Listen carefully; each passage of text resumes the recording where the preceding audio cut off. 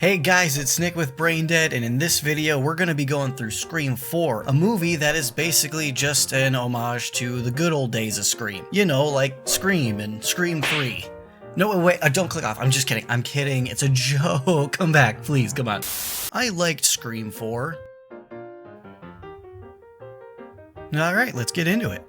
The movie opens similarly to the original Scream, with a girl, Sherry, getting a phone call from an unnaturally sexy voice, her telling him he's got the wrong number, and him getting progressively more aggressive. She's not alone this time around though, as her and her friend Trudy are preparing to watch a movie, but it seems that their strength in numbers doesn't really do anything for them, as Ghostface pops out of a corner to kill Trudy, and as Sherry tries to escape, a second Ghostface appears and kills her too. But not really. You see, none of that actually happened in real life, since that was apparently just the opening of Stab 6, a movie that our new opening characters are watching and promptly shut off since one of them just isn't into it. That was so fucking stupid. Pure horseshit. The death of horror right here in front of us. Hey now, just because it's not your thing doesn't mean you should trash talk the whole genre. Someone should really talk some decency into you or just stab you in the gut. Sure. Yeah, that also works.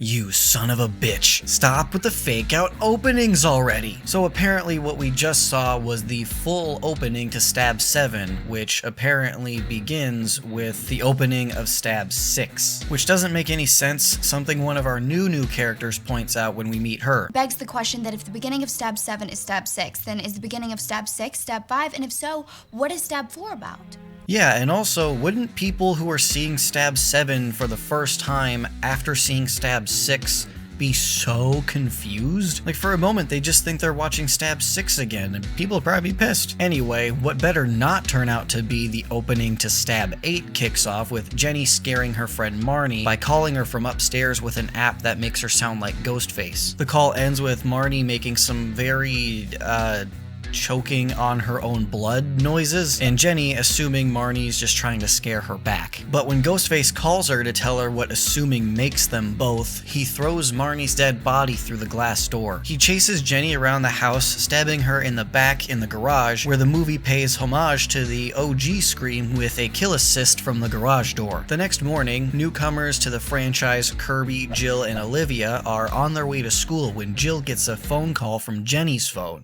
What's your favorite scary movie? And since Jill is unaware of Jenny's death and she's got other shit to deal with, she just chalks it up to being a prank. Speaking of shit Jill has to deal with, Trevor! Trevor's Jill's ex-boyfriend who cheated on her and now is just so sorry. Somebody cares about you over here, you know? Yeah, Trevor. I'm more interested in just how many Freddy Krueger Easter eggs there are in this scene. I mean, good God.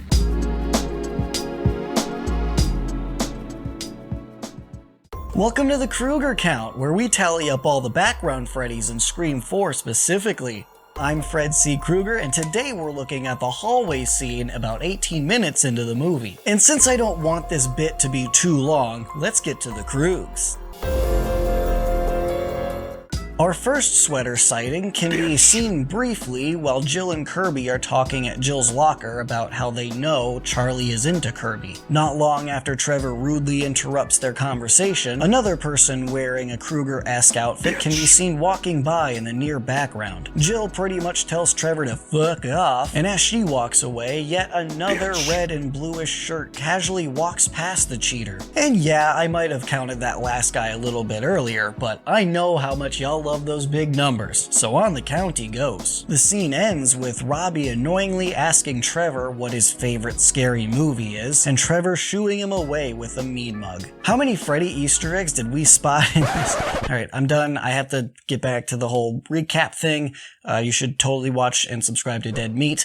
They're basically the whole reason why I wanted to start making horror content on YouTube here. So subscribe, watch them, tell them I sent you, or not, I really don't give a shit about telling them I sent you. I care if you actually watch them, go actually watch them. James, Chelsea, if you guys are watching this by some miracle, hi, I love you guys. All the hard work that you do does not go unappreciated by someone like me. I do all of this stuff solo, so I understand. But I gotta go. I gotta do my thing. So thank you. Thanks, guys. Bye.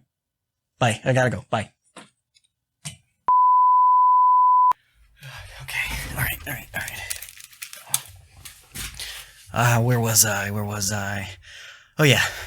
While in class, multiple people get a text message about the murders of Jenny and Marnie, prompting Jill, Olivia, and Kirby to go to the police about their earlier phone call. Also, Sidney is temporarily back in Woodsboro to promote her new book, a book she was going to start signing for people, but before the book signing could begin, the now Sheriff Riley showed up with some police officers who've traced Jenny's cell phone to their location. They find the phone in Sidney's rental car along with a bloody knife and copies of Sidney's book. Suspicious? Nah, Sidney's not a suspect. Look, nobody thinks you're involved, but everyone's a suspect. Okay, first of all, you said it wrong. It's more like, everybody's a suspect! And second of all, how dare you? Sidney is a saint, an angel. She couldn't hurt a fly.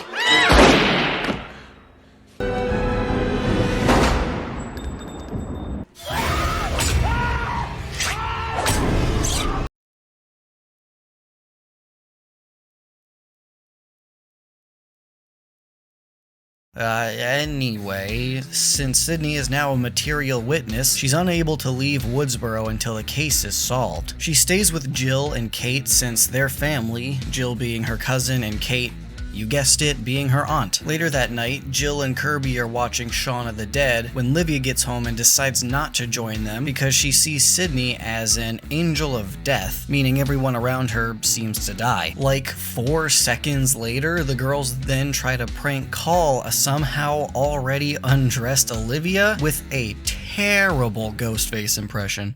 What's your favorite scary movie, Olivia? Just then, Jill gets a call from Trevor that Kirby answers because Jill ain't got time for his bullshit. It's not Trevor though, it's Ghostface, and after correctly stating that she's watching Shaun of the Dead, he tells Kirby that he's in the closet. When she checks, however, she finds nothing and calls him out for being a liar, plans for hire. It's pants on fire, Patrick. Fuck you! I never said I was in your closet. Ghostface then pops out of Olivia's closet and gives us probably the most brutal kill in the Scream franchise, as seen by Sidney, but not my audience, a little later. Unfortunately for Sidney, finding the body isn't the end of this confrontation with Ghostface, as he appears from the shadows, slashing Jill in the arm. Sid is able to fight him off long enough for the police detail assigned to guard Sidney to show up, but it's a little too late as he's already fled the scene. Just arriving on the scene, though, is Trevor, giving off all sorts of flashbacky murderous boyfriend vibes. Later, at the hospital, Gail meets up with this movie's film nerds, Charlie and Robbie, and proposes that they work together to catch the killer. I didn't mention it earlier, was too busy counting, but Gail is supposed to be done with journalism as a promise to Dewey, but writing fiction just isn't her thing, so against the sheriff's wishes, she decided to go rogue and attempt to solve the case herself. What if we could catch the killer by working together? What would you say? I love you. Charlie's the weirdo who's in love with Kirby, and Robbie is the weirdo who's live streaming basically his entire life. Hence the headgear. Gail promises them a visit from Sidney for their after-school movie club. It's called Cinema Club? Whatever. If they help her out, Sidney will appear. The same Sidney who just fired her publicist for trying to exploit these most recent murders for book sales. The same publicist who just got a phone call from Ghostface in an abandoned parking garage. The same Ghostface that just stabbed the publicist before throwing her from the building onto a news van. The same news van that just... Okay, I'm done, don't leave please, okay, I'm done. The next day in Cinema Club, the group goes over the rules of a horror movie reboot. The only surefire way to survive a modern horror movie? You pretty much have to be gay. They also bring up the Stabathon, a movie marathon of all 7 Stab movies taking place that night in a super secret location. So secret that Gail found out exactly where it was completely off screen. I'll just see that as a testament to how good a journalist she is. She plants cameras all around the farmhouse hoping to catch the killer, just like she did in the first Scream, and unfortunately she gets what she wants as Ghostface starts to move and cover up her cameras. She calls Dewey and gives him the location, but goes to investigate on her own anyway. And as she's doing so, she spots a camera that isn't hers in a hay bale and gets attacked by Ghostface. He's only able to stab her in the shoulder before Dewey busts in and starts firing his weapon, causing all the drunk teens and Ghostface to scatter. Back at the Roberts residence, Roberts is Jill and Kate's last name, Hoss and Perkins, the last name of the cops assigned to protect Sidney, are chatting about the new rules of horror movies as they pertain to cops. Not all cops die in movies. If it's your last day before retirement, you do. If you're a rookie, just found out your wife is pregnant, you do. And with these new rules established, both Hoss and Perkins get killed. Hoss with a stab to the back, and Perkins a stab to the head. God damn. He doesn't even go down right away, and still tries to put up a fight. It's actually kinda sad. Meanwhile, in the kitchen, Sidney picks up a call from Ghostface, who basically tells her that he's gonna kill her family next, meaning Jill is likely the next target. So I suppose it's a good thing that they have Jill locked in her room. Oh my god! She uses a Mac? Ugh, you know what? Never mind. Ghostface can have her. I guess Sidney just doesn't feel as strongly as I do about the Mac vs. PC thing because she still wants to save Jill. So she recruits Kate and tries to leave with her, but they're stopped at the back door by some asshole with a ghost mask on, so it looks like out the front they go. Oh fuck, there's two now. Confirmed, two Ghostfaces. Ghostface-I? They're able to get the door closed, but Kate is stabbed through the mail slot anyway and dies right there on the spot. While exiting out the back door again, Sidney runs into Deputy Judy, a character that I can say for certain is in this movie. Anyway, while Judy is radioing for backup, Sidney sneaks out to the car to go find Jill on her own. Jill is fine for now though, as the crew from the Broken Up Stabathon gathers at Kirby's place for an after party. While Charlie's freaking out about his marathon being ruined, and Robbie is freaking out about the sheriff's wife getting stabbed at their marathon, Trevor just waltzes on in since Kirby didn't lock her front door because they're dumb horror movie characters. Because they're dumb horror movie characters. I brought it back. Because they're dumb horror movie characters. He says he was invited by Jill, who sent him a text saying after party at Kirby's, and when Jill denies ever doing such a thing, she can't seem to find her phone to prove it. She goes off to find it by herself, leaving Kirby and Charlie to question Trevor about how Ghostface supposedly took his phone to call Kirby before he murdered Olivia. He says he got a new one, then storms off before he can be interrogated any further. Charlie then puts in stab 7 because god damn it, someone is gonna watch all 7 stabs that night, and as he and Kirby watch the movie, Robbie is getting wasted thinking about all the trouble he's in from inadvertently landing the sheriff's wife in the hospital. He wanders off outside and drunkenly starts streaming, only to end up with his camera on backwards. Isn't that fun? While he fumbles around, Charlie and Kirby are finally starting to just make out already, but are stopped when fuckboy Trevor comes in and obliviously cockblocks. Oh, dude, I love this part of the movie.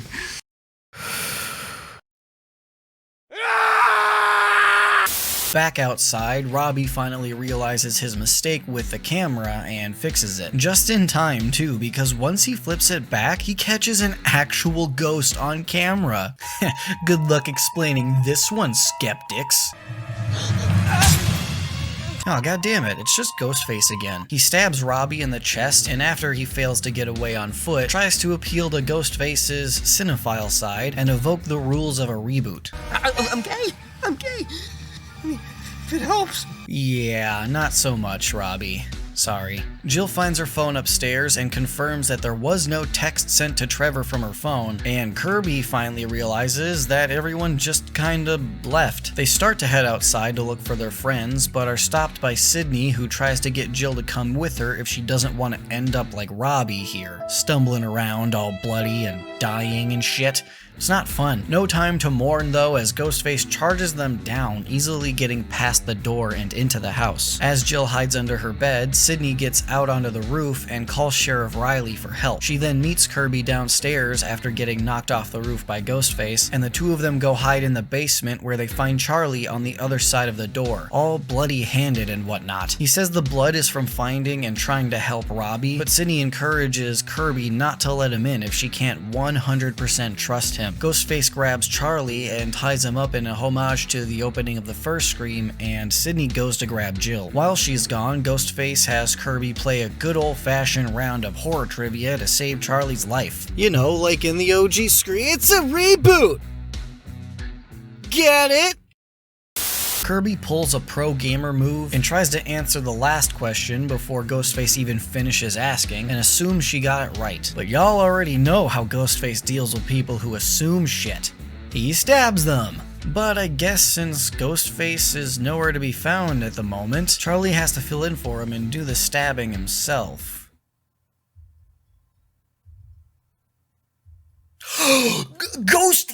Charlie is Ghostface! No shit. He leaves Kirby for dead, however, we do see her still clinging to life as he leaves, so fingers crossed she survived and will at least be mentioned in the next one. Meanwhile, Sidney failed to locate Jill, and before she can head back downstairs, Charlie grabs her from behind. She breaks away from him only to get stabbed in the gut by the second Ghostface, who is totally Trevor, right? 0 for 7.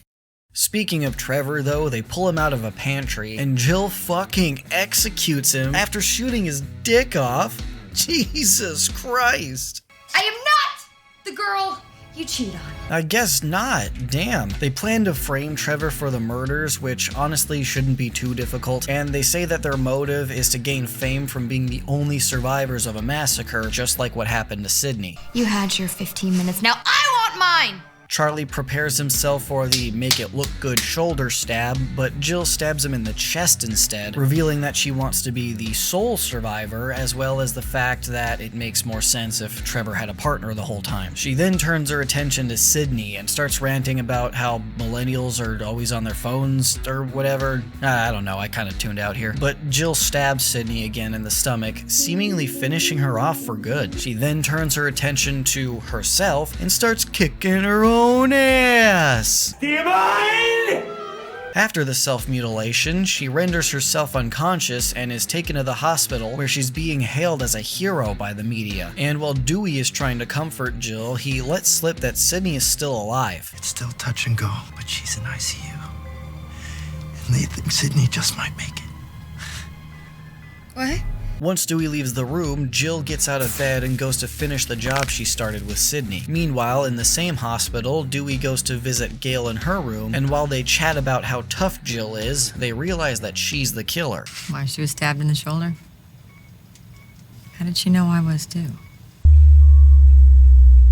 Then, after Sidney and Jill fight it out for a bit, Dewey busts in only for Jill to beat him down with a bedpan. Gail and Deputy Judy join the brawl as well, but Jill ain't fucking around here and threatens to kill Dewey if they don't comply. She tags Judy and orders Gail to come out from behind the bed as well, but all this does is allow Gail to distract Jill long enough for Sidney to get the jump on her.